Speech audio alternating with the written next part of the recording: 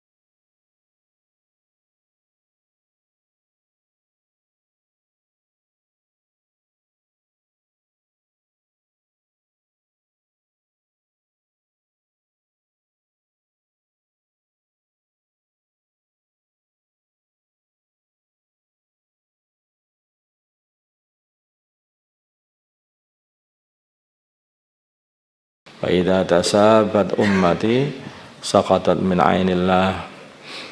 Jadi begitu, semakin benci ya. Kalau kita pengen disayang oleh Allah, sayangilah orang-orang yang disayangi Allah. Sayangilah orang-orang Islam, cintailah orang-orang Islam. Begitu caranya. Kalau kita ini pengen diiman-iman oleh Allah, dijaga oleh Allah, jagalah orang Islam, jagalah agama Islam, perjuangan Islam. Kalau kita menghinakan orang Islam, juga akan dihinakan oleh Allah. Juga seperti itu. Maka jangan sekali-kali orang itu bermacam-macam dengan hamba-hamba Allah. Maka sampai wali-wali Allah itu bukan hanya orang, kepada hewan saja dianggap ini hewannya Allah. Kalau aku menyakiti, aku bisa disakiti Allah. Kalau aku menyayangi, aku akan disayangi Allah. Nah begitu.